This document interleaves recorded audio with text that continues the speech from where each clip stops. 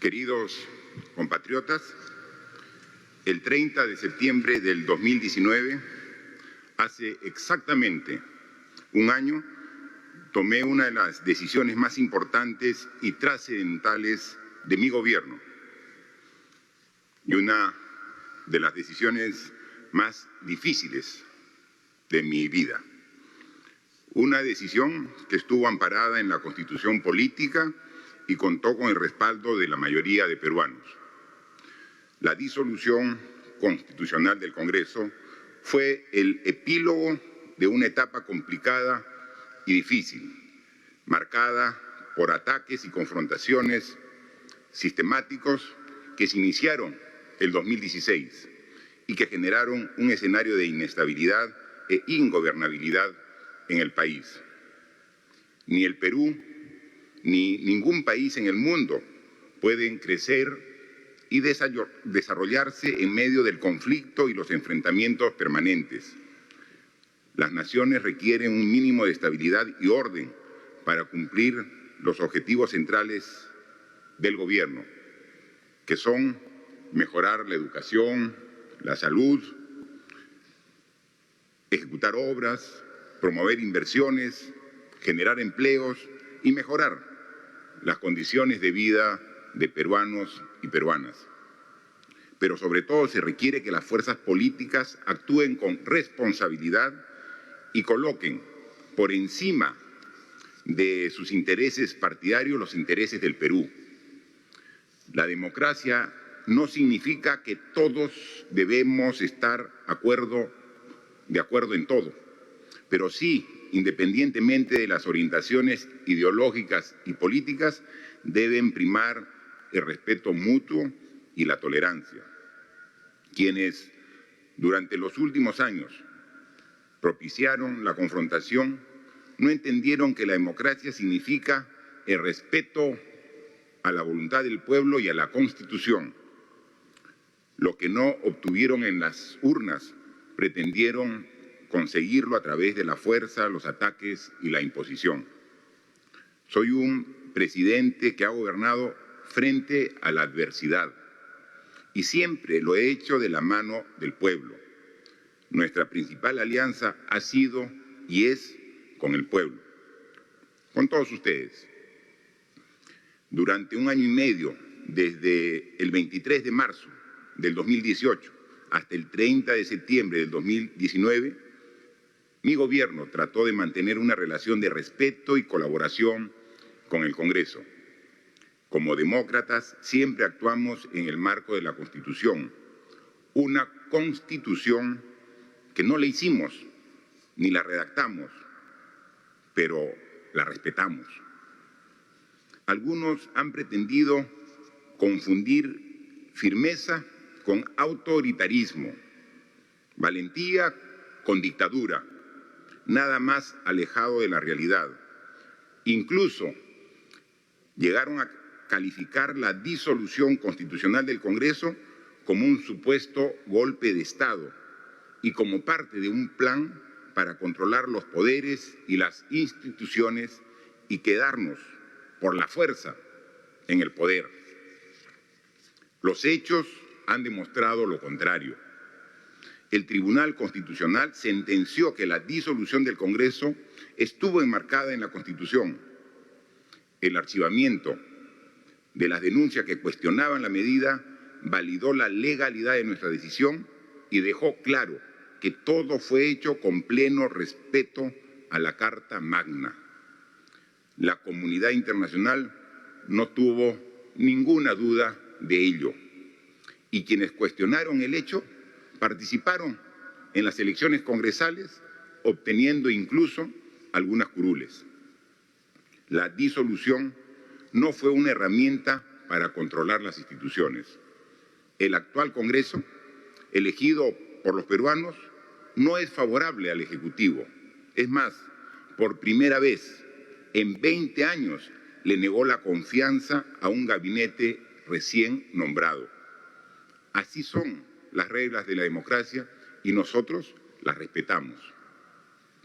Por eso, en este día quiero reivindicar el carácter constitucional de la decisión que tomé exactamente hace un año. Agradecer profundamente a los peruanos que nos han acompañado en este proceso y reafirmar mi vocación democrática y mi fe en el Perú. Durante este último año, a pesar de todo, las instituciones han funcionado en el país. Hemos logrado superar los desacuerdos por el bien de todos los peruanos. Por ejemplo, el desenlace de la última crisis política ha sido positivo. No prosperó la vacancia presidencial porque carecía de sustento y justificación. Se aprobó la reforma de impedimentos para participar de candidatos con sentencia en primera instancia. Se volteó la página de la confrontación y se respetó la gobernabilidad y la democracia. En los 10 meses que restan del mandato tenemos una importante agenda por desarrollar. Contener la pandemia, inmunizar a nuestra población apenas esté lista la vacuna, impulsar la reactivación, generar empleos, garantizar elecciones libres y transparentes y mejorar las condiciones de vida de nuestros ciudadanos. Y en el campo de las reformas, el 28 de septiembre, el último lunes, venció el plazo para hacer los cambios que puedan ser aplicados en las elecciones del 2021. Se han realizado grandes avances desde que presentamos los proyectos. Una de las reformas aprobadas más importante ha sido la que establece la paridad y alternancia. Esta mañana, muy temprano, antes de iniciar este Consejo de Ministros, he recibido la grata visita de 10 exministras de mi gobierno, con motivo del primer año de la disolución constitucional del Congreso. Las 10 exministras, todas profesionales de primer nivel, han entregado sus servicios al país. Su presencia en el gabinete ha sido y es una muestra de nuestro compromiso con las mujeres del Perú, con la paridad y con la necesidad de continuar promoviendo la presencia de las mujeres en los distintos ámbitos de la vida nacional. Estamos comprometidos con la agenda de las mujeres, no solo en temas de representación, sino también en temas de igualdad de género, cierre de brechas y lucha contra la violencia. Mujer, tu lucha es nuestra lucha. Hubiéramos deseado que se avance mucho más en las reformas. Quedan pendientes diversos cambios para seguir transformando nuestras instituciones. La eliminación del voto preferencial, tratar el tema de la inmunidad parlamentaria, entre otras reformas importantes. La reforma política debe mantenerse en la agenda nacional. Es un tema sobre el cual deberán pronunciarse los candidatos para las próximas elecciones. La reforma política es fundamental para que otros ámbitos de la vida pública puedan mejorar. La economía en el país, en tiempos de crecimiento, hubiera servido mejor a la ciudadanía si hubiéramos tenido una política más alturada y con reglas más claras y justas. Hoy soy presidente de la República, pero también soy, como todos los peruanos, un ciudadano que quiere lo mejor para su país y tengo la convicción de que lo vamos a lograr. Nuestro foco de atención sigue siendo la lucha contra la pandemia, pero tenemos una agenda amplia y variada que abarca el impulso del crecimiento económico, la generación de empleos, la ejecución de obras de infraestructura, los temas productivos, el apoyo al agro, entre otros. La tasa del crecimiento del PBI viene recuperándose de forma constante. En el mes de julio hemos visto una clara recuperación respecto al mes de abril, que tuvimos la caída más fuerte del PBI, recuperándose en alrededor de 30 puntos porcentuales en tan solo 3 meses esta caída. Mañana comienza un nuevo mes Comienza el mes de octubre y se inicia la fase 4 de la reactivación. En esta fase 4, como lo anunciamos la semana pasada, hay algunos cambios para que pueda mejorar la productividad, la economía y la generación de empleo para los peruanos. Se han ampliado los aforos, pero de manera bastante responsable. Las tiendas que podían tener un 50% de gente para el cual fueron construidas, ahora pueden tener 60%. Los restaurantes están subiendo del 40 al 50%. Es decir, estamos cada vez más mejorando las condiciones para que mejore la economía, pero siendo responsables con el cuidado de la salud de todos los peruanos. Hay algunas actividades que no se inician todavía. Están prohibidos los bares, están prohibidas las discotecas, están prohibidos aún casinos, casas de juego, tragamonedas. En su momento empezarán, pero todavía no se ha tomado esa decisión. Por favor, respetemos las restricciones que todavía tenemos por el bien de la salud de todos los peruanos. Vamos a intensificar la fiscalización. Vemos que aún después de incluso haber tenido tragedias por no respetar estas restricciones, sigue funcionando de manera clandestina algunos bares, algunas discotecas, y vamos a pedir el control de nuestra Policía Nacional y de las Fuerzas Armadas, porque estamos en estado de emergencia, para que sea drástico en el castigo de los que incumplan estas normas. Para el caso de vuelos internacionales, el MTC el día de hoy está sacando una resolución ministerial donde establece el reinicio de los vuelos internacionales a partir de la próxima semana. Vamos a empezar con 7 países: Colombia, Ecuador, Panamá, Paraguay, Uruguay, Bolivia, Chile. 7 países y 11 destinos, porque algunos países va a más de una ciudad, van a ir los vuelos internacionales. Se está gradualmente viendo que estos vuelos permiten el traslado de ida o de vuelta de pasajeros en un rango de hasta 4 horas de vuelo, es lo que se ha estimado en esta primera lista de países y destinos.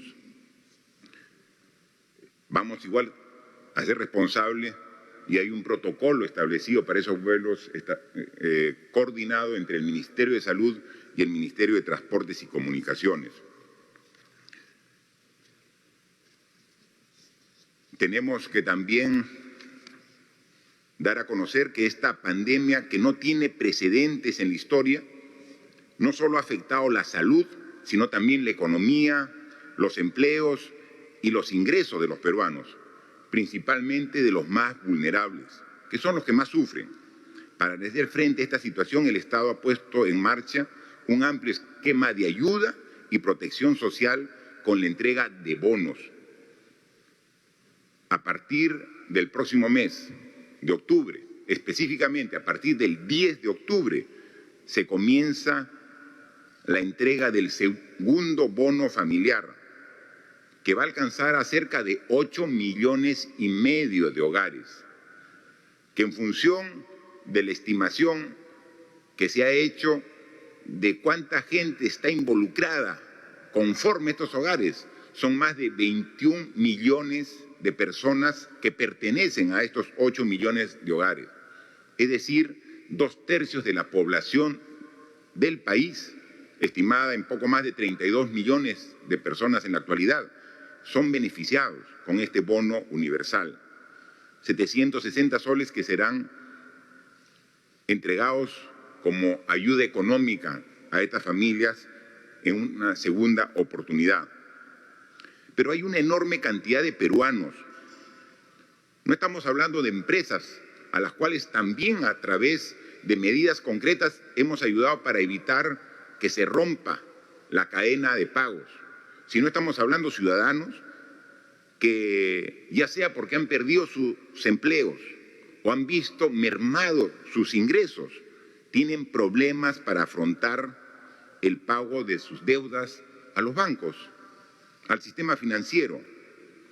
El taxista que con mucho esfuerzo se compró un vehículo con un crédito bancario, como persona natural. La familia que con mucho esfuerzo adquirió una vivienda, un departamento, a través de un crédito hipotecario. Tienen problemas por la situación actual de cumplir, como siempre lo han hecho responsablemente, con el pago de sus deudas, de sus créditos en los bancos. Hoy, en Consejo de Ministros, hemos tratado en amplitud ese tema y también queremos proponer a través de un proyecto de ley una solución al respecto. Yo voy a dejar a la ministra de Economía y Finanzas para que nos explique de manera resumida el fondo de lo que queremos lograr con este proyecto de ley que vamos a hacer llegar al Congreso de la República. Por favor, ministra. Gracias, presidente. Efectivamente, hemos visto que en los últimos meses la reapertura de la economía y la recuperación del empleo ha permitido que muchas personas que habían reprogramado sus deudas ya las estén pagando. Se estima que más o menos el 75% de los deudores que han reprogramado sus deudas ya comenzaron a pagarlas. Sin embargo, sabemos que hay un grupo de peruanos que todavía requiere flexibilización en los pagos y cierta flexibilización en las tasas de interés. Por esta razón, hemos diseñado, en coordinación con la Superintendencia de Banca y Seguros y con el Banco Central, un programa de garantía estatal para la reprogramación de créditos. Queremos enfocarnos en los ciudadanos más vulnerables que antes de la pandemia eran buenos pagadores. ¿En qué consiste este programa? Es un programa, como les digo, que el Estado va a dar un aval parcial a las entidades financieras, siempre y cuando las entidades financieras, cumplan con dos tareas. La primera es reprogramar los plazos y también reducir el costo financiero para los clientes en al menos 20%. A cambio de esto, el Estado les va a ofrecer un aval, una garantía parcial, para que ellos puedan, en caso hayan potenciales pérdidas de los clientes que no van a pagar oportunamente sus créditos. ¿Cómo hemos focalizado el programa? En el caso de créditos de consumo, aquellos peruanos que tengan una deuda menor a 5.000 soles, aproximadamente hay más de 2 millones de peruanos en esta situación. En el caso de los créditos hipotecarios, aquellos ciudadanos que hayan tenido un crédito para su primera vivienda por debajo de los 200.000 soles, aproximadamente calculamos 54.000 deudores, y en el caso de las MIPES, aquellas MIPES que tengan una deuda menor a 20.000 soles, calculamos que son más o menos 1.300.000 MIPES en esta situación. La garantía que vamos a ofrecer es una garantía parcial. También queremos promover la cultura de pagos. Entonces, la garantía se activa, va a ser proporcional, y mientras que más logre esforzarse la persona y pagar, la garantía va a ser mayor. Si la persona paga, por ejemplo, es un préstamo de 12 meses, la persona paga las 3 primeras cuotas y tiene un problema con la cuarta, la garantía que se activa para los créditos de consumo es 40%. Si la persona de los 12 meses de las cuotas paga las 8 primeras cuotas y tiene un problema para pagar la novena, la garantía es de 80%. Estos parámetros son 50% y 100% en el caso del crédito hipotecario.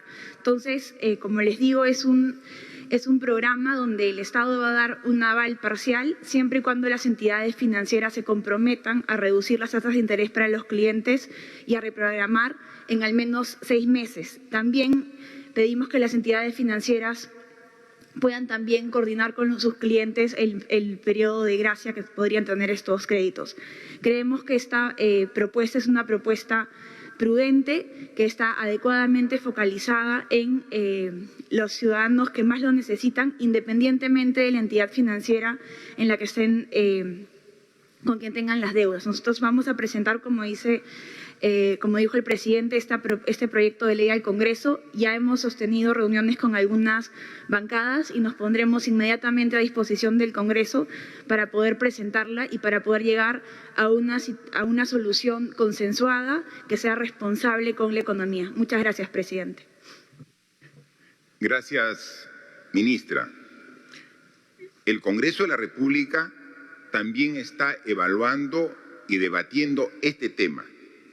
Nuestra propuesta es llegar a una solución consensuada. ¿Por qué no nos podemos poner de acuerdo?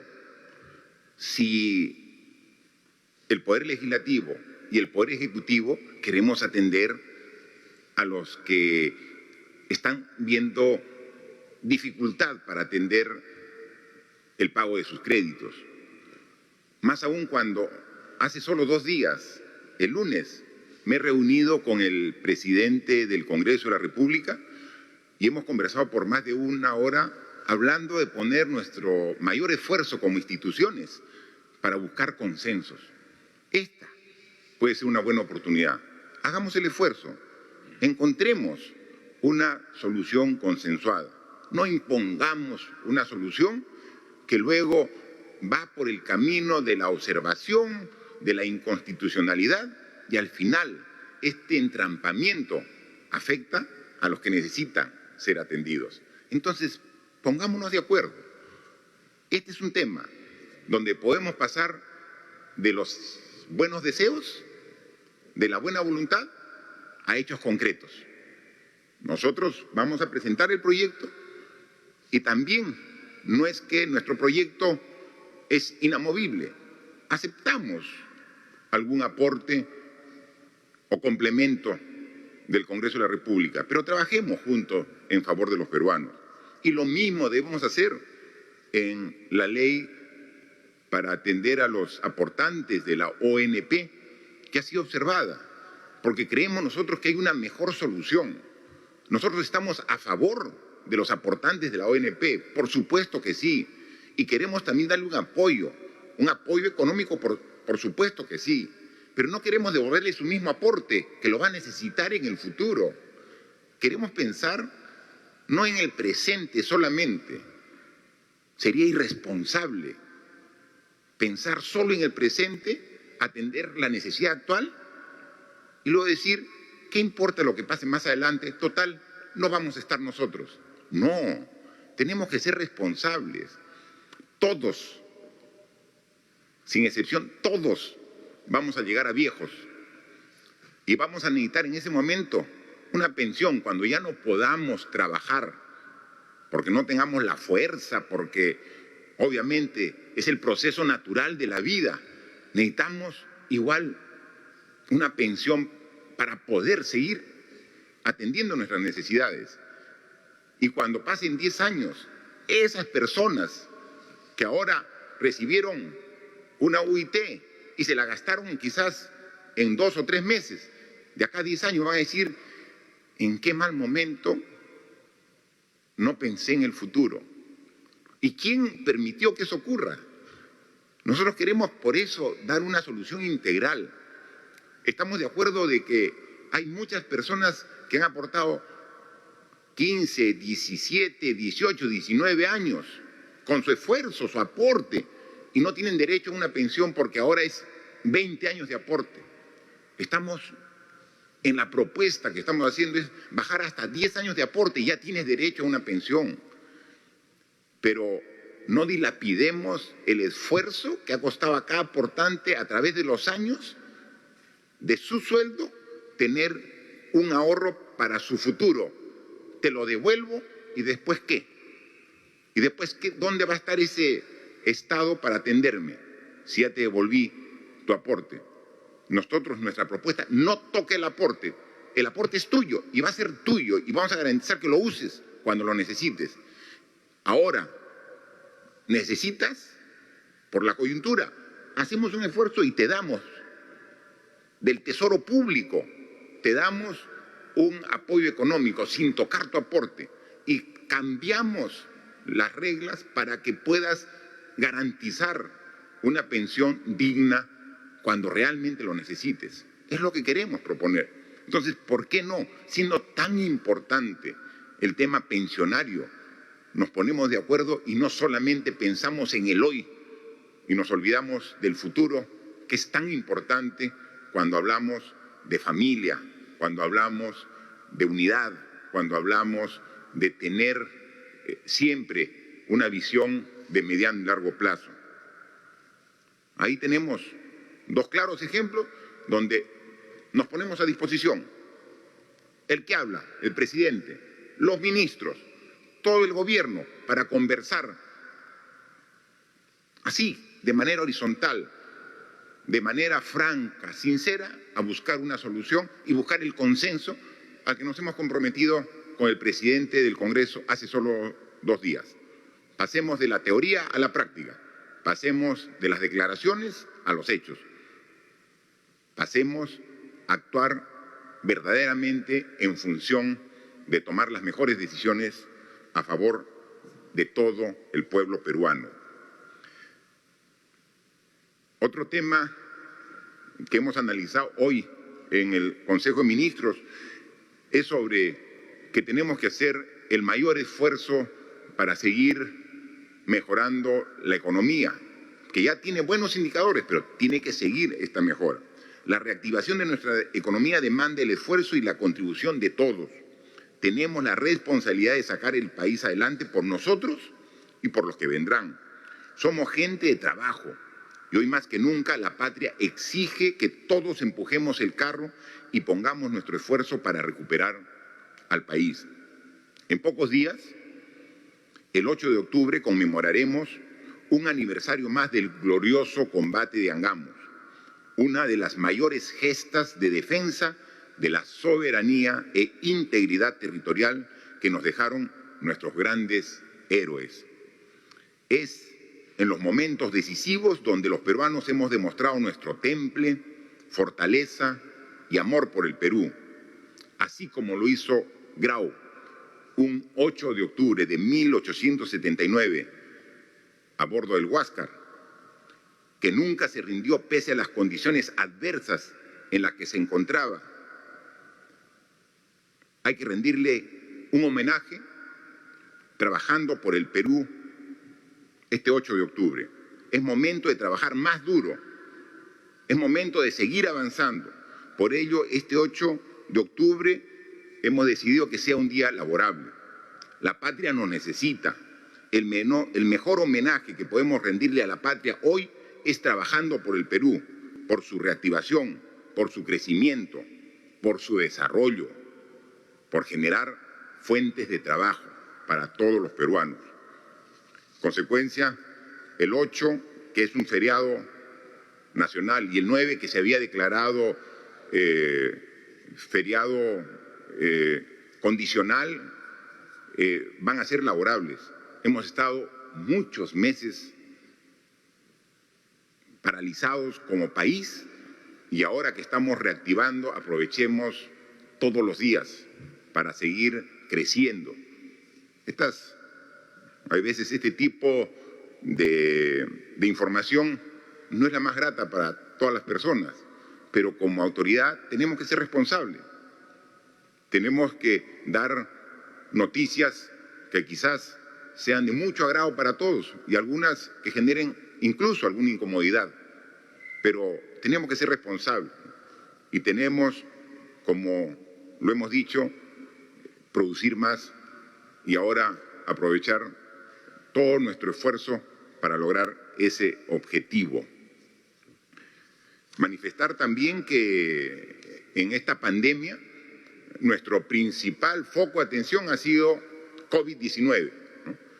Y nos hemos olvidado, pareciera, de que muchos peruanos sufren de múltiples otras enfermedades y que también han sufrido en esta etapa de la falta de atención porque el esfuerzo del Estado y del sistema de salud ha sido atender a los pacientes del COVID-19.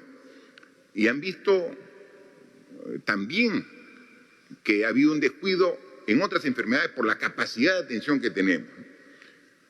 Y entre las múltiples enfermedades que sufren los peruanos, está el grupo que sufre una de las enfermedades más difíciles para quien la sufre y para los familiares, el cáncer. Una enfermedad dolorosa y que pese a las complicaciones de la pandemia se tiene que seguir atendiendo. Por ello, en esta semana se ha empezado una nueva cruzada de solidaridad para la colecta de la lucha contra el cáncer. Una colecta que a tono de los tiempos ya no va a ser con la latita yendo de casa por casa. Es una colecta a través de los canales virtuales. Yo convoco a la población de que se sume a esta colecta de manera virtual para que se pueda seguir ampliando el esfuerzo de prevención que hace la Liga de Lucha contra el Cáncer. Demostremos una vez más que somos un país solidario y que juntos somos capaces de superar cualquier adversidad. Y así como de manera virtual ahora tenemos que apoyar para tomar mayores acciones de prevención contra el cáncer, tenemos que todas las actividades aumentar nuestras capacidades tecnológicas y digitales. En esta semana también hemos establecido el inicio de acciones concretas del gobierno para tener una difusión amplia de la billetera electrónica. Por ello, en el marco de la Estrategia Nacional contra la Pandemia, la Estrategia Nacional de Inclusión Financiera y la Política Nacional de Transformación Digital, hemos lanzado el primer piloto de billeteras digitales impulsado por la Presidencia del Consejo de Ministros, el Ministerio de Inclusión Social. Hemos comenzado como un piloto con la Municipalidad de Jesús María en alianza con la Asociación de Bancos del Perú y las principales billeteras digitales del país, ¿no? Queremos difundir y que se masifique estos conceptos tecnológicos digitales en todo el país. Van a ver y ser testigos de cómo hemos tomado las lecciones aprendidas de la distribución del primer bono, ahora en este segundo bono. A partir del 10 de octubre va a haber mucho más orden porque hemos aprendido en este proceso y estamos corrigiendo errores para hacerlo mucho más efectivo, más tecnológico, más digital, más ordenado. Y también con el compromiso de la Policía Nacional más seguro. Esta pandemia, como todos sabemos, no afecta solo a nuestro país. Esta semana el mundo ha llegado a contar, a superar el 1.000.000 de personas fallecidas. 1.000.000 de personas fallecidas por una sola enfermedad. A decir de los entendidos, no hay en la historia enfermedad que haya afectado de esta manera global a todo el mundo. Y tenemos que seguir trabajando, no bajar la guardia. En los más de 6 meses que tenemos trabajando, como lo hemos explicado, hemos aumentado de manera significativa la capacidad de respuesta. Tenemos más camas hospitalarias, tenemos más camas UCI, tenemos ya operaciones de atención, de preventiva a través de la operación Taita en todo el país, que está siendo ya replicada este esfuerzo que lo hacemos como gobierno nacional, por los gobiernos regionales, por los gobiernos locales. Es decir, estamos mejor organizados como sociedad para atender la actual enfermedad, para atender el posible rebrote que se dé. Tenemos mucho mejor preparación. Vemos la realidad de los países que fueron golpeados por la enfermedad antes que nosotros, que están sufriendo una segunda ola de la enfermedad. Vemos a España, Francia, los países europeos principalmente, que están nuevamente aumentando de manera significativa su cantidad de personas contagiadas. No nos veamos necesariamente en ese espejo. fueron precipitados a nuestro juicio porque se abrieron bares, se abrieron espectáculos públicos y entonces hubo aglomeración de gente y ahora se está viendo una segunda ola de contagios. Nosotros no queremos vernos en ese espejo y depende de nosotros mismos. Por eso somos responsables en las fases de reactivación económica, pero pedimos también responsabilidad a ustedes. Necesitamos responsabilidad de todos. No vayamos de manera masiva donde hay concentración de gente. Vemos los fines de semana en la Costa Verde, concentración de gente excesiva. Y van padres llevando a su familia, poniéndolos en riesgo de contaminación. Salgamos si tenemos que salir, pero seamos cuidadosos, seamos responsables, cuidemos a nuestra familia. El COVID no ha sido aún vencido, el virus sigue presente, está disminuyendo el nivel de contagio, pero sigue presente. Así que todos, por favor, sigamos siendo responsables. Los próximos días, semanas, meses, hasta que llegue la vacuna y tengamos la inmunización, no nos confiemos. Después no nos estemos lamentando de un rebrote producto de nuestra propia irresponsabilidad. ¿Estamos con mayor capacidad de respuesta? Sí, pero no nos confiemos por ello. Seamos cuidadosos. Todavía el virus está en nuestro entorno. No hagamos que entre a nuestro hogar, a nuestra familia, a nuestro centro de labores. De nosotros depende.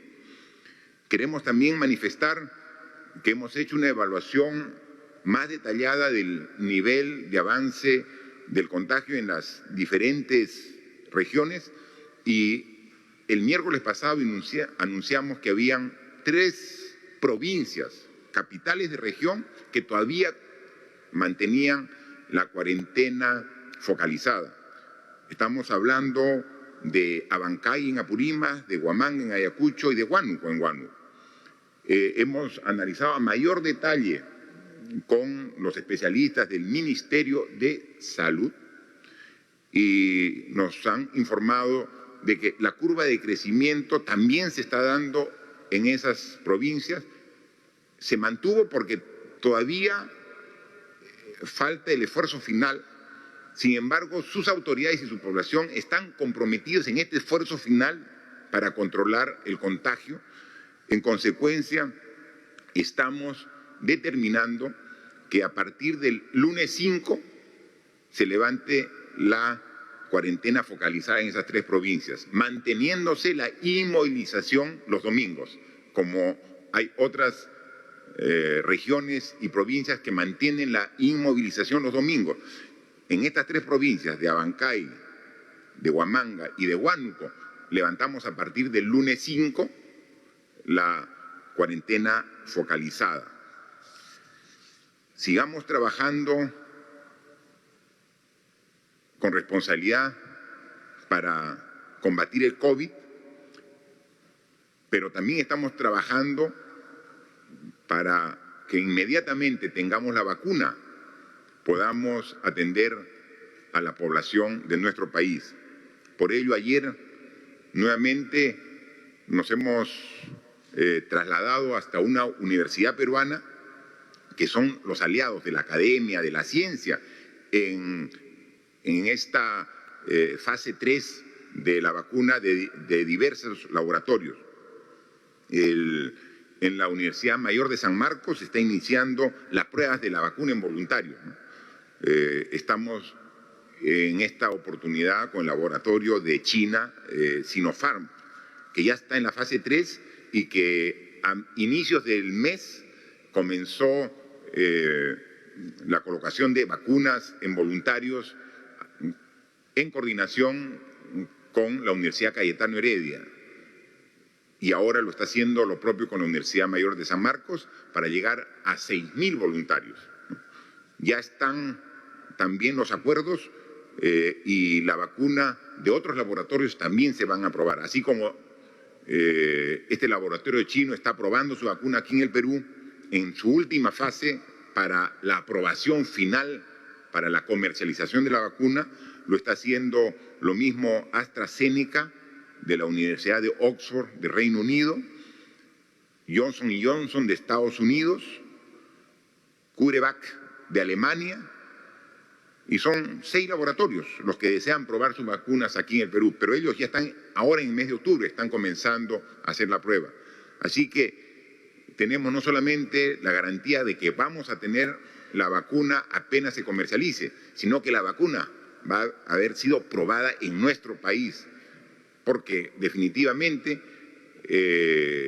es conveniente que nuestros propios científicos vean las diversas reacciones para poder atender a toda la población cuando estemos vacunando de manera masiva, que esperamos que sea en los próximos meses.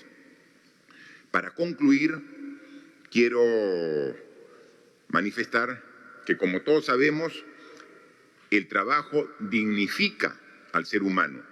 Por ello debe ser respetado y realizarse en condiciones que aseguren el ejercicio de los derechos laborales de las personas. Hoy me complace promulgar la Ley de Trabajadoras del Hogar, una norma aprobada por el actual Congreso y que representa la lucha constante de muchos años por parte de mujeres dedicadas que han venido realizando labores del hogar sin que se les brinde el debido reconocimiento a su esforzado trabajo. Por ello, hoy tenemos la norma, acá está, ¿sí?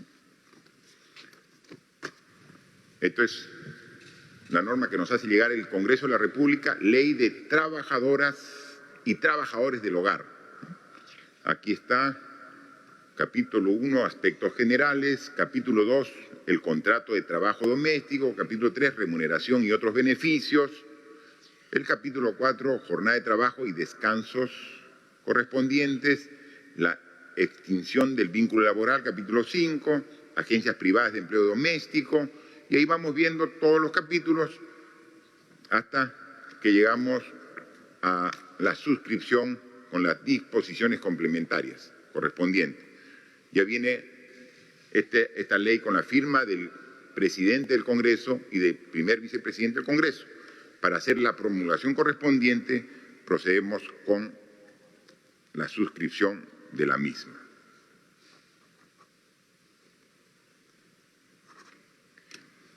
Muy bien, aquí está mi firma y esta es la ley de las trabajadoras del hogar. Muchas gracias por su atención. Hay 5 medios de comunicación que, como todas las oportunidades, son los que salen sorteados virtualmente y esperamos sus consultas y sus preguntas. Buenas tardes, presidente, ministros. Primera pregunta de Esfera Radio, Chachapoyas, Amazonas. ¿Por qué el Ministerio de Salud, a pesar de la evidencia científica, sigue entregando kits con medicamentos como acitromicina, hidroxicloroquina, ivermectina, que no han demostrado efectividad, en vez de destinar el dinero a construcción de plantas de oxígeno u compra de saturómetros, como lo hizo el gobierno colombiano? ¿Cuándo se va a implementar un plan de seguimiento de casos, rastreo de contacto? Pues parece que hasta hoy no existe ni está en la planificación del MINSA. ¿Es posible que el gobierno peruano apoye los estudios de investigación, pago de pólizas y demás, permitiendo acelerar los procesos de revisiones y expeditas, pues se ve los esfuerzos de una prueba PCR y una vacuna peruana anti-COVID, que sin embargo recibe todas las trabas burocráticas? ¿Qué acciones tomará el gobierno con respecto al abuso de algunas entidades financieras que ofrecen el refinanciamiento, pero que obligan al cliente a terminar pagando 4 veces el valor de su deuda? Muchas gracias. La pregunta va dirigida para la ministra de Salud y para la ministra de Economía y Finanzas. Por favor, ministra de Salud. Gracias, señor presidente. Con respecto a la primera pregunta, efectivamente el Ministerio de Salud tiene no solamente los funcionarios que trabajan permanentemente en el Ministerio, sino además que contamos con la colaboración de un grupo de expertos respecto en particular a los aspectos vinculados con el tratamiento. En ese sentido, la acitromicina, la hidroxicloroquina en este momento ya no están siendo distribuidas por el Ministerio de Salud con la finalidad de incorporar los kits, se utilizan para otras cosas como corresponde. Por ejemplo, la hidroxicloroquina se emplea como inmunomodulador para otras entidades. En ese sentido, ya se han tomado las providencias del caso. Con respecto a la ivermectina específicamente, en este momento hay un estudio peruano y 2 estudios en el extranjero con respecto a la utilización de la ivermectina en el contexto de la COVID. Y es por ello que el grupo de expertos nos ha pedido, el momento en que lo pidió 4 semanas, en este momento 2 semanas ya han transcurrido y nos quedan 2 semanas más para reevaluar la situación, porque esos estudios aparentemente estarían dando orientaciones a favor. Estamos a la espera de esos resultados. Con respecto al seguimiento de las personas afectadas, habrán visto ustedes en una conferencia anterior que se anunció el reforzamiento de los centros de atención de las personas, atención a distancia, atención a través del call center y a través de telesalud, de las personas que estaban positivas o afectadas por alguna de las manifestaciones de esta enfermedad. Este reforzamiento nos ha permitido que podamos llegar cada vez a más personas para hacer el seguimiento respectivo. E igualmente, en el momento en que estamos nosotros desarrollando estrategias para una posible segunda ola, parte de esto incluye el seguimiento de las personas a través de los medios más modernos para que podamos tener una idea de en qué momento la positividad pudiera estarse levantando. Este fortalecimiento nos va a permitir ponernos a disposición de la ciudadanía para un seguimiento mucho más adecuado. Gracias, presidente. Ministra de Economía, por favor. Gracias, presidente. La SBS, desde fines de agosto, ha establecido una norma que establece unos criterios, unos estándares mínimos para que las entidades financieras gestionen la deuda con sus clientes, que incluye adecuada información, un plazo máximo para atender al deudor, ofrecerle 2 opciones. Y lo que sí es importante mencionar es que para las reprogramaciones no se pueden aumentar las tasas de interés ni se pueden cobrar intereses moratorios. En ese sentido, nosotros invocamos a los clientes de las entidades financieras a que utilicen los mecanismos que provee la SBS y Indecopi en el caso que hubieran unas denuncias, para que realicen las denuncias de tal manera que se pueda investigar, y en el caso que amerite una sanción, que se realicen las sanciones adecuadas. Eso es respecto al marco general. Como lo hemos mencionado hace unos minutos, nosotros también como Ejecutivo, en coordinación con la SBS y el Banco Central, estamos enviando al Congreso un proyecto de ley que ofrece garantías para la reprogramación de créditos de consumo. Como lo hemos mencionado, en el caso de los créditos de consumo, hasta 5.000 soles se espera que podemos beneficiar a más de 2 millones de peruanos. En el caso de los créditos de vivienda, a más de 50.000 peruanos. Y en el caso de las MIPES, a más de 1 millón de MIPES. Este proyecto de ley lo vamos a enviar hoy. Vamos a estar sujetos a las convocatorias del Congreso. Es un proyecto de ley bastante prudente que lo que busca es ser focalizados en los clientes que más lo necesitan. Estimamos que el monto de las garantías es hasta 5.000 millones de soles. Muchas gracias, presidente. Por favor, la segunda pregunta. Segunda pregunta de Agencia de Noticias Andina. Ante el pronto reinicio de vuelos internacionales, ¿cuáles son las medidas sanitarias y las coordinaciones que se han trabajado con los países con los que habrá esta conexión para garantizar la seguridad en este contexto de pandemia? Ayer, el Jurado Nacional de Elecciones publicó el cronograma electoral. ¿Qué medidas se adoptarán desde el Gobierno a fin de garantizar una absoluta neutralidad en las próximas elecciones generales? ¿Qué acciones se van a adoptar para garantizar que el segundo bono universal llegue a toda la población que se ha previsto? Son 3 preguntas. La primera responde el ministro de Transportes y Comunicaciones, la segunda la ministra de Justicia y la tercera el ministro de Trabajo. Por favor. Gracias, señor presidente.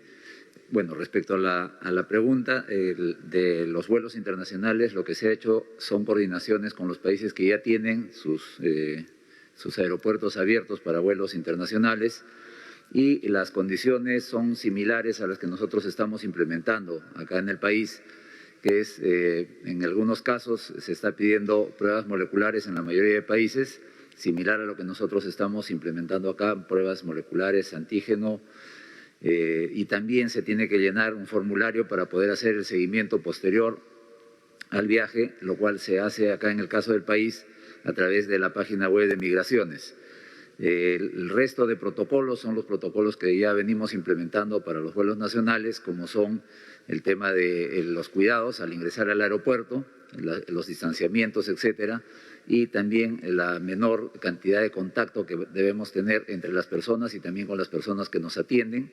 Hemos estado verificando precisamente el día de ayer cada uno de los pasos que tienen que seguir los pasajeros en estos vuelos, tanto de salida como de llegada, y ajustando precisamente que los protocolos se puedan cumplir de la manera más eficiente posible, de tal modo de garantizar la menor permanencia en cada uno de los ambientes por parte de los pasajeros en todo el transcurrir, desde las salas de embarque, dentro de los aviones y cómo va a ser la salida, también para el punto de entrega de maletas, donde posiblemente vayamos a implementar un sistema de clasificación para que los pasajeros vayan saliendo en grupos y las maletas también vayan saliendo en grupos que puedan ser fácilmente identificables, de tal modo que no se convierta en un punto de contacto entre las personas. Eso es, en resumen, señor presidente, las medidas que estamos implementando. Gracias. Ministra de Justicia, por favor. Muchas gracias, presidente. Como sabemos, el 28 de septiembre último venció el plazo para aprobar reformas políticas que pudieran ser aplicables para las elecciones generales 2021. Producto de ello es que el Jurado Nacional de Elecciones y la OMPE han aprobado una serie de reglamentos, incluido el cronograma electoral. Desde el Poder Ejecutivo garantizamos, por supuesto, nuestro accionar conforme al principio de neutralidad, es decir, sin favorecer ni perjudicar a ninguna organización política ni ningún candidato. Además, hay que tener en cuenta que el Poder Ejecutivo, el Presidente de la República, convocó elecciones oportunamente conforme a ley, son elecciones convocadas para el 11 de abril próximo, pero además que tenemos un antecedente en el año 2020 en el cual el Ejecutivo se comportó conforme al principio de neutralidad, se volverá a hacer este año, y tanto así en el 2020 hubo un accionar conforme al principio de neutralidad que no se presentó ningún candidato. Garantizamos que esto se hará también en las elecciones de abril del próximo año. Muchas gracias, presidente. Gracias. Ministro de Trabajo, por favor. Gracias, presidente. La estrategia está vinculada fundamentalmente para garantizar el pago del bono de la manera más oportuna y segura, bono que corresponde además a 21.5 millones de peruanos, que corresponden a los 8.400.000 hogares identificados en el padrón, a través de una sola plataforma de pago que permita la información oportuna, un solo call center que permita garantizar también que la información llegue de manera segura a las personas beneficiarias, a través de por lo menos 5 mecanismos de pago. Desde los depósitos en cuenta, que han involucrado a casi todo el sistema financiero, para el ámbito urbano 21 entidades financieras, para el ámbito rural 14 entidades financieras. Esto nos va a permitir llegar a través de depósitos en cuentas a casi 4.100.000 personas de manera oportuna, secuencial, para garantizar que no hayan aglomeraciones en las entidades financieras, pero también se va a utilizar la banca móvil, se va a utilizar la billetera electrónica, las empresas transportadoras de valores y además, en algunos casos, se va a llevar al domicilio de los adultos mayores de hogares unipersonales el pago para garantizar su seguridad.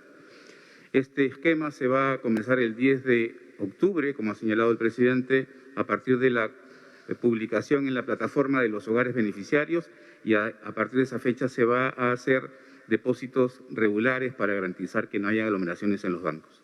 Gracias, presidente. Muchas gracias, ministros. Tercera pregunta del diario Pro y Contra de Iquitos. Esta pandemia ha demostrado una vez más el olvido de la Amazonía y en especial de Loreto y Iquitos. Somos los últimos en comprensión lectora, pero los primeros en embarazo adolescente. Fuimos los primeros en cantidad de muertos y los últimos en ser atendidos. Esta paradoja siempre ha acompañado nuestra historia. Queremos saber de manera concreta y puntual, ahora que se encuentra con sus ministros, qué acciones y proyectos van a impulsar en estos últimos meses que le quedan de gobierno. ¿Apoya o está en contra del acuerdo de Escazú? ¿Impulsará la lucha contra la minería ilegal en el río Nanay? ¿Tiene fecha para visitar Iquitos? Y por una preocupación del sur, pero también nacional, si va a ir al rescate del proyecto Majes Siguas 2, ahora que la empresa contratista Cobra ha anunciado que desistirá del proyecto. Bien, en primera instancia solicito a la ministra de Desarrollo e Inclusión Social, no solamente porque es de Loreto, sino también sabe de manera transversal nuestro plan para atender a la Amazonía, luego el ministro de Relaciones Exteriores y el viceministro de Agricultura. Por favor. Como loretana, comparto el sentir de mis paisanos respecto a los años de abandono a la Amazonía y a Loreto, pero no es el caso de este gobierno. Este gobierno ya está interviniendo en Loreto en particular. En lo que respecta al Ministerio de Desarrollo e Inclusión Social, puedo decir con satisfacción que nuestro programa Cuna Más está atendiendo a 9.406 familias. Nuestro programa Juntos está atendiendo a 59.938 usuarios. Calihuarma está atendiendo a 281.735 niños y niñas. Foncodes, con el proyecto del NOA Hayatay, a 13.000 usuarios. Pensión 65 llega a 22.289. El programa País, tan importante en la Amazonía, viene realizando atenciones a través de los tambos de 7.214 personas. El fin de semana estuve en el río Napo, estuve en Tutapisco, y ahí llegan los pías fluviales. El pía Río Napo ya viene atendiendo a 13.000 personas.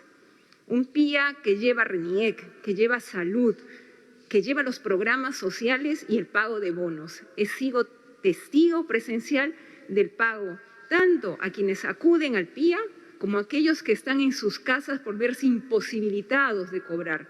Personas enfermas, personas ancianas que reciben en sus domicilios el pago. Se está trabajando por la Amazonía, especialmente por Loreto, con el ministro de Defensa, con el ministro de Energía, con el ministro de Cultura. Hemos compartido la preocupación de atender a las comunidades indígenas. Estamos en el plan de cierre de brechas para poder llegar hacia ellos, para poder implementar una vez con decisión nuestras intervenciones. En el caso particular del MIDIS, vamos a intervenir en 3 distritos con el programa del NOA Hayatay, Mujer Indígena. Primera vez que se va a hacer algo por las mujeres indígenas para darles capacidad productiva y valor económico a lo que ellas saben hacer. Sí estamos llegando a la Amazonía, no estamos siendo olvidados. Gracias, ministra. Por favor, ministro de Relaciones Exteriores. Gracias, presidente. Como ministro responsable de Loreto, de la región Loreto, quisiera agregar brevemente que también se está trabajando en los grandes proyectos vinculados con la conectividad, tanto aérea, digital y terrestre. Esto lo lleva a cabo el Ministerio de Transportes y Comunicaciones y van adelante los estudios tanto de la parte de la hidrovía amazónica como también de la interconexión digital entre Yurimaguas e Iquitos. así como los proyectos de la vía entre Mazán y el Estrecho. Son proyectos importantes para la región de Loreto y van adelante, por supuesto. Sobre el tema de Escazú, yo quisiera señalar, como lo hemos venido haciendo, que este acuerdo se encuentra en el Congreso de la República, viene siendo evaluado para su eventual aprobación y posterior ratificación, y es a través de la Comisión de Relaciones Exteriores que se viene convocando a diferentes sectores nacionales para que emitan su opinión y sus aportes, de tal manera que muchos de los sectores de Loreto han sido convocados para puedan opinar sobre el acuerdo de Escazú. Quiero reiterar finalmente, presidente, que en ese proceso interno de perfeccionamiento del acuerdo de Escazú no hay fecha, de tal manera que el Congreso de la República sigue adelante con su trabajo. Gracias, presidente. Gracias. Ministro de Agricultura, viceministro de Agricultura. Muchas gracias, señor presidente. En respuesta a la pregunta sobre el proyecto de Majes-Iguas. El proyecto de Majes-Iguas es de vital importancia para el país y para la macrorregión sur. Está involucrado dentro de la lista de los 52 proyectos del Plan Nacional de Infraestructura para la Competitividad. Su impacto en el empleo y en la economía serán cruciales para la recuperación económica de nuestro país. Por ello, tomamos con gran pesar las noticias que la concesionaria divulgó el día de ayer. Pero es importante precisar algunos puntos.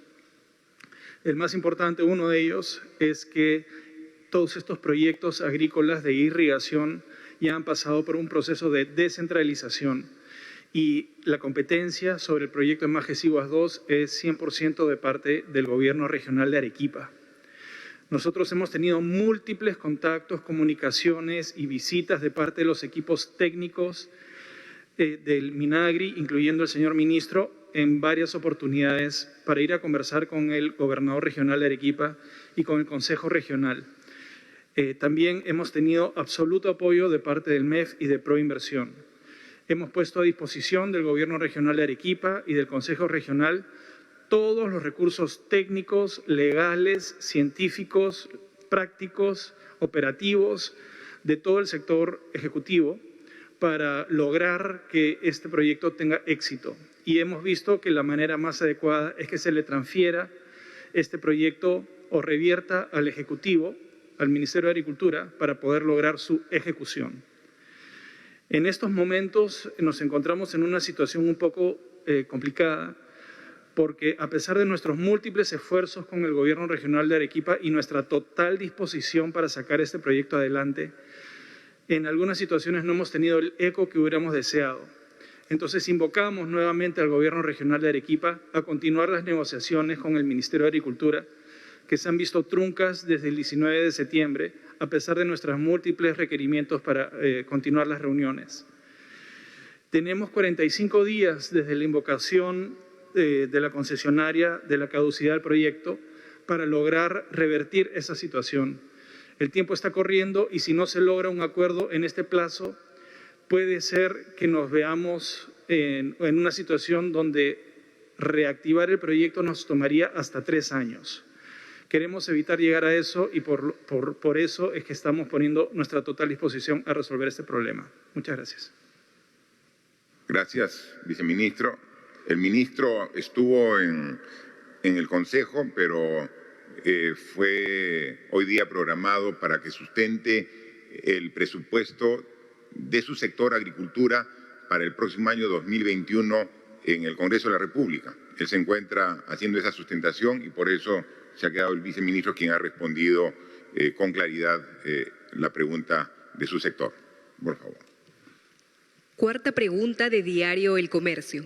Señor presidente, hasta ayer el MINSA informó en su sala situacional que del total de pruebas realizadas, el 77% eran rápidas y el resto moleculares. ¿Cuándo se aumentará realmente la proporción de pruebas moleculares realizadas? Si bien plantea llegar a consensos, el Congreso ya agendó para el próximo Pleno el debate de un dictamen que prohíbe agregar cargos adicionales a las obligaciones financieras vencidas durante el estado de emergencia. De aprobarse, ¿optarán por observarla? ¿Cuál es la posición del Ejecutivo sobre el dictamen del Legislativo? Señor presidente, ¿por qué no da entrevistas a los medios de comunicación? La última fue con el Canal del Estado. ¿Cuándo lo hará? ¿Por qué no es posible plantear preguntas en estas conferencias o hacer las preguntas en vivo? ¿Evaluarían algún cambio en la mecánica de estas conferencias? La primera parte sobre las pruebas, yo pido a la ministra de Salud que responda, y sobre el esfuerzo que vamos a hacer y la disposición que tenemos respecto a la coordinación con el Congreso, le voy a pedir al Premier que responda a continuación. Por favor, ministra de Salud.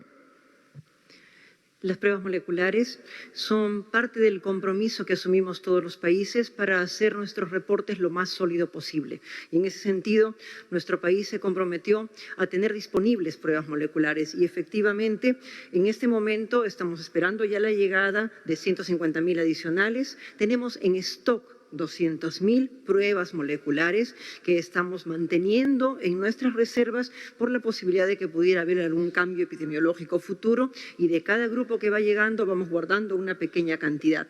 Estamos en este momento a nivel regional y desde hace 10 días repartiendo 300.000 pruebas adicionales, pues detectamos que a nivel de las regiones ya solamente estaba quedando en total 50.000 pruebas, y de lo que repartimos anteriormente hay 150.000 que se han utilizado. Se hace un total de 850.000 pruebas, nos comprometimos a 800.000, ya tenemos 850.000 pruebas. Las pruebas moleculares han disminuido su uso, no porque nosotros lo hayamos disminuido. Antes tomábamos 24.000 pruebas en un día, en este momento estamos tomando 14.000 pruebas en un día porque la condición epidemiológica está cambiando y la forma en que las personas están acudiendo a los sistemas de salud o la forma en la cual nosotros vamos encontrándolas está cambiando también. Y en ese sentido, la disminución tiene que ver simplemente con la menor demanda, pero no tiene que ver con que no las estemos usando. Todo lo contrario, estamos haciendo toda esta conversión. Igualmente, a nivel de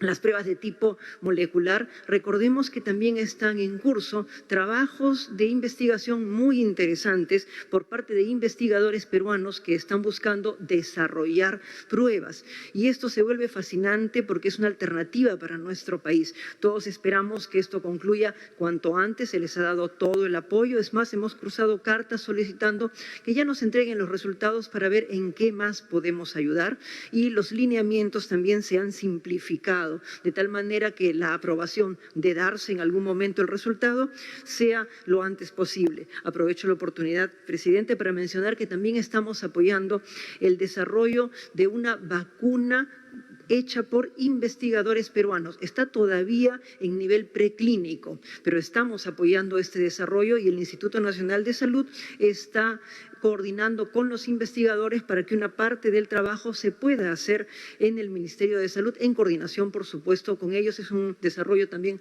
muy interesante, no solo el de las pruebas nuestras, sino también el de una posible vacuna de origen peruano. Gracias. Gracias, ministra, por la información. Premier, por favor. Gracias, señor presidente. En base a la reunión que ha tenido el señor presidente del Congreso con el señor presidente de la República, ha planteado algunas recomendaciones en diferentes aspectos. Básicamente es en la lucha contra la pandemia, la reactivación económica, generación de empleo y la transferencia transparente, neutral, que tenemos que hacer de un gobierno al otro con estas próximas elecciones. Para concretar, como lo ha manifestado el señor presidente de la República, para pasar de las palabras a los hechos, el día de hoy le he pedido tener una reunión al señor presidente del Congreso a las 6 de la tarde. Nos vamos a reunir para ver ya en forma más específica de qué manera estas intenciones se pueden concretar en la realidad.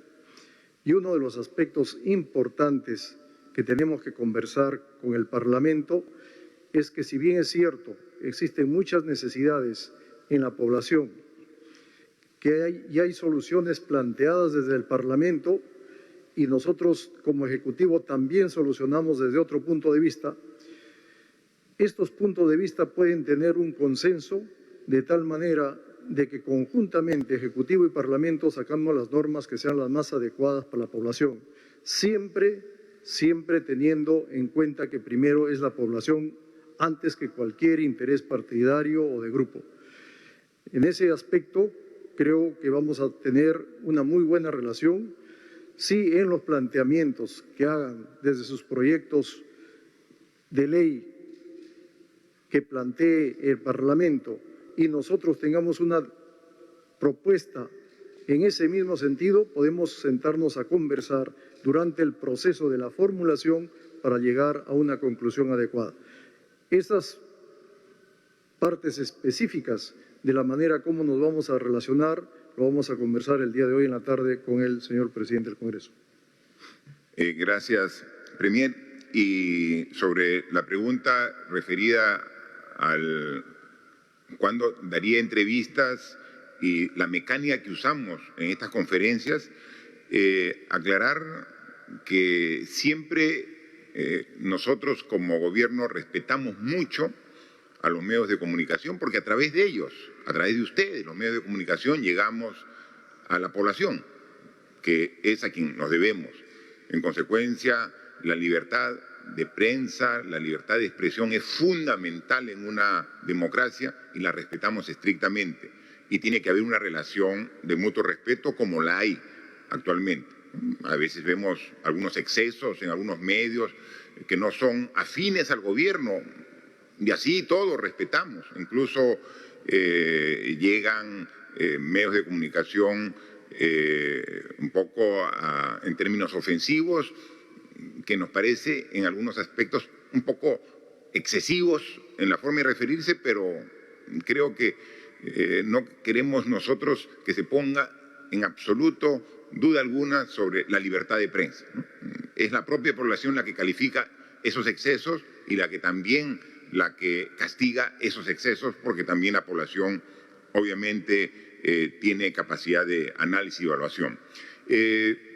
Yo viajo todas las semanas y cuando viajo invito a la prensa regional, local, que tienen corresponsalías con los medios nacionales, y después de las visitas de trabajo que hago, doy conferencias y con pregunta directa, cara a cara, con los periodistas. Lo hacemos todas las semanas. Ayer mismo he estado en la Universidad Nacional Mayor de San Marcos, viendo el inicio de la vacunación de la fase 3, y ahí han estado todos los medios de comunicación invitados para esta importante oportunidad. Y ahí después he salido y he respondido todas las preguntas de toda índole que hacen los medios de comunicación. Así que somos totalmente abiertos a las preguntas y a responder a los medios de comunicación.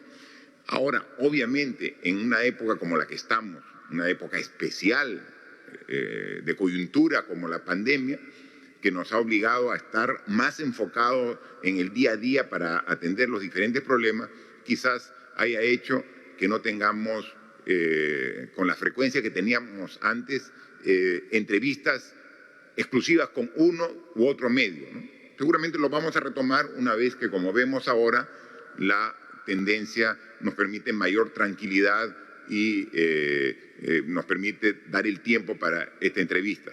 Pero la mecánica que estamos usando me parece que es la más adecuada.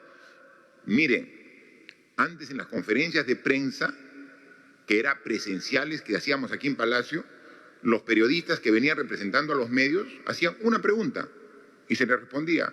Ahora, como lo hacemos por sorteo y vienen por escrito las preguntas, hacen 2, 3, 4 preguntas y las respondemos todas. Entonces, a un medio de comunicación que antes era una pregunta, le respondíamos, y tampoco había repregunta, se respondía a un medio y el siguiente y así lo hacíamos de manera dinámica.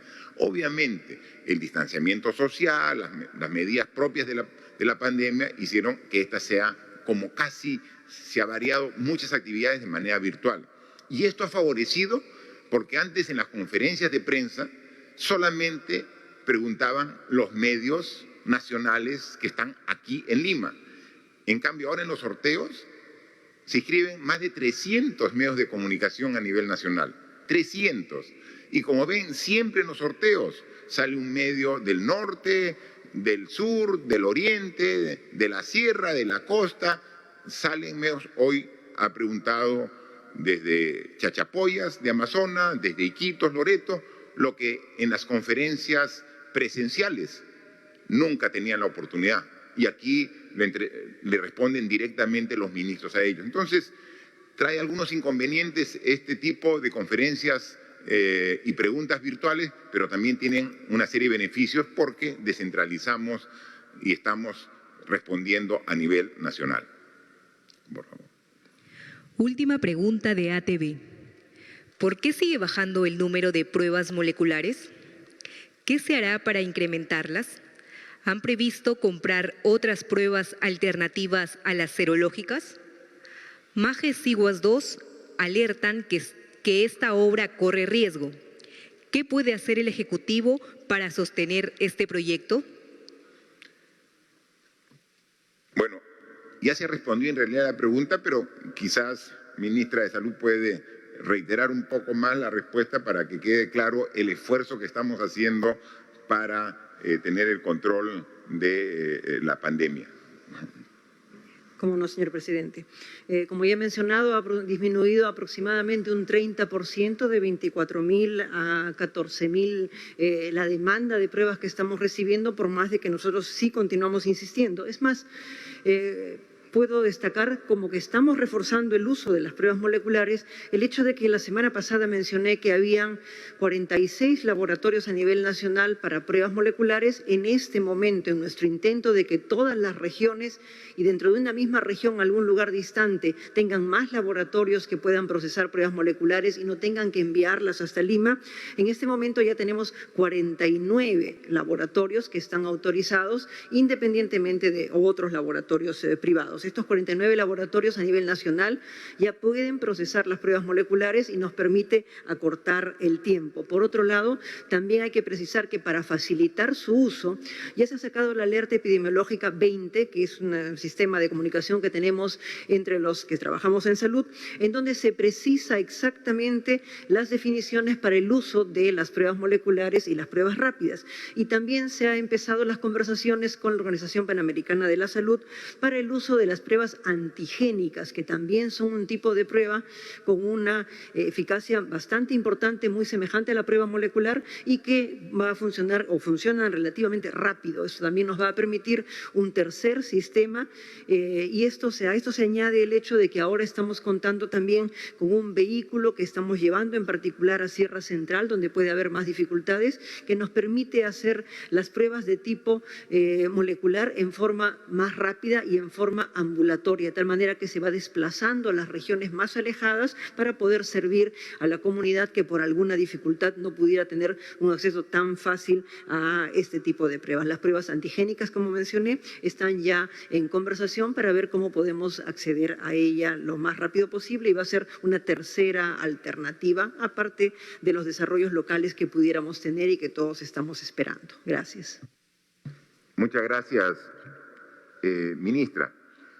Vuelve a preguntar ATV sobre Maje-Siguas 2.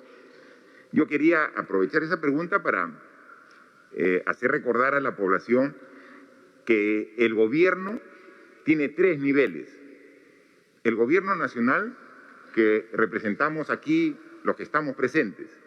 Gobierno nacional, que están los ministerios y tiene su responsabilidad. Luego sigue los gobiernos regionales. Hay 25 en todo el país y también tienen las responsabilidades propias del gobierno regional. Luego están los gobiernos locales. ¿Qué cosa es un gobierno local? Un municipio.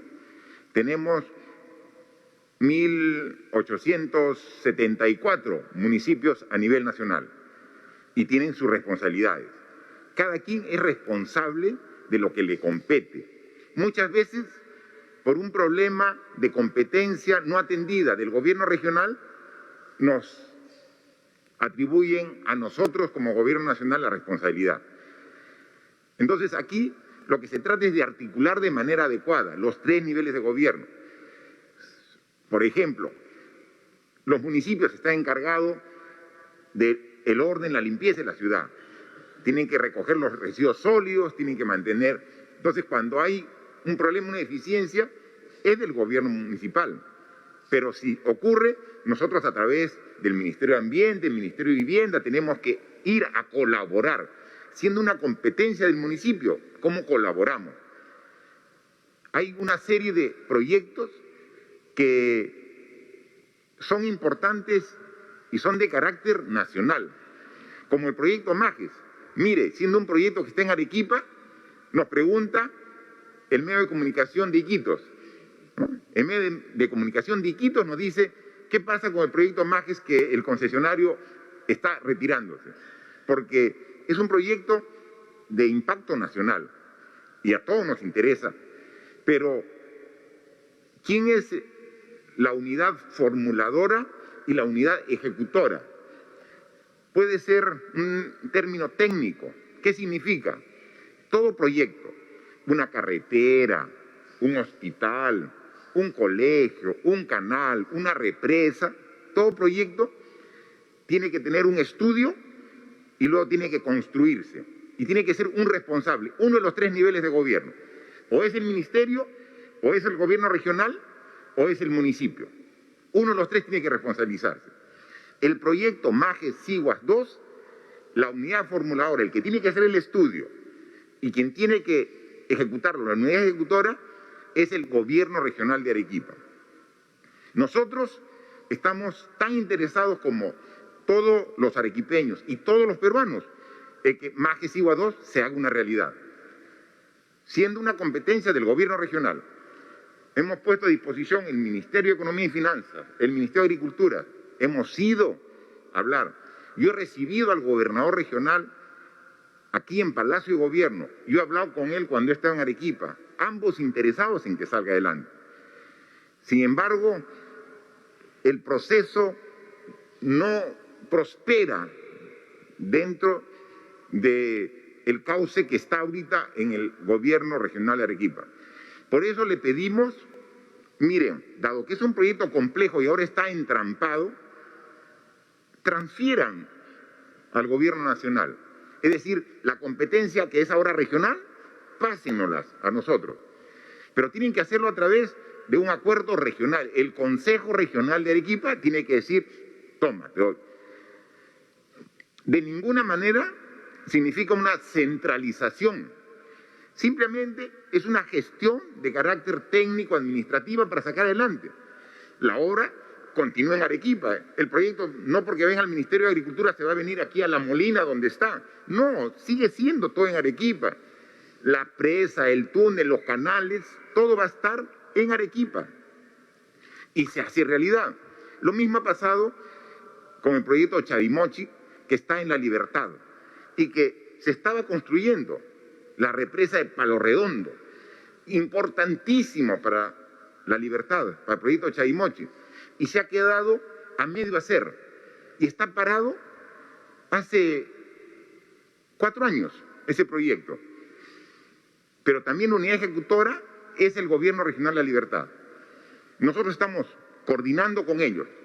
Finalmente, hace un mes aproximadamente, han tomado la decisión de transferirlo, el gobierno, la competencia de La Libertad, hacia el Ministerio de Agricultura. Ya está en nuestras manos y estamos haciendo el esfuerzo de destrabar y continuar en la construcción de la represa de Palo Redondo. Ya, ahora sí es nuestra responsabilidad, porque nos las han transferido. Con el proyecto MAGES les pedimos, ustedes necesitan la asesoría nuestra y si no, transfiéranlo. Se ha reunido el Consejo Regional y no ha aprobado. Ha dicho, se queda aquí como unidad ejecutora del gobierno regional. Ya, estamos a disposición y ahora llega el concesionario, está esperando varios años, con equipo, con todo listo ahí en Arequipa para empezar la obra. La tuneladora ya está, la han fabricado, la han llevado, la han trasladado, está lista para comenzar a perforar el túnel, la obra más compleja del proyecto. Sin embargo, no se termina la parte administrativa, técnica, legal y por eso es que no empieza. Y ante la demora y postergación han anunciado. Haremos un esfuerzo final porque no hay que darse nunca por rendido, hay que insistir y estaremos. Pero ahorita el proyecto está en manos del Gobierno Regional de Arequipa porque es unidad formuladora y es la unidad ejecutora del proyecto. Pero, como digo, si se para el proyecto, ¿afecta a los arequipeños? Sí, pero a los peruanos en su conjunto porque es un proyecto de agricultura que va a generar puestos de trabajo, va a generar una dinámica económica, va a generar exportación, en fin, una serie de beneficios. Seguimos trabajando y poniendo todo el esfuerzo. Yo estoy con toda la voluntad para ver y lograr una salida al respecto. Por último, solamente decirle que como han podido escuchar la intervención de todos los ministros y ministras, estamos completamente comprometidos en seguir en este trabajo para derrotar la pandemia. Y seguimos con el apoyo de la población para lograr este objetivo. Por favor, responsabilidad. En esta fase 4, en este mes de octubre, donde las cuarentenas focalizadas ya se han cambiado por un control ya ciudadano responsable, cumpliendo el uso de mascarillas, cumpliendo el distanciamiento, cumpliendo la higiene permanente. La higiene permanente puede ser alcohol, puede ser lo más simple, agua y jabón, con ello es suficiente, pero evitando las aglomeraciones. Están prohibidas las reuniones sociales, están prohibidas las reuniones, las fiestas familiares, las fiestas de barrio, por favor, están prohibidas. Todavía el COVID está con nosotros. Nosotros mismos protejámonos, seamos responsables y sigamos viendo cómo esa curva que está 5 semanas en descenso de hospitalizados, de contagiados, de fallecidos, 5 semanas está descendiendo. Depende de nosotros que continúe descendiendo hasta llegar a condiciones normales, empalmar con la vacuna y dar por superado el tema de la pandemia. Mientras tanto, trabajar en la reactivación, generación de puestos de trabajo y todos a poner el hombro porque todos queremos el progreso y desarrollo de nuestro querido Perú. Muchas gracias.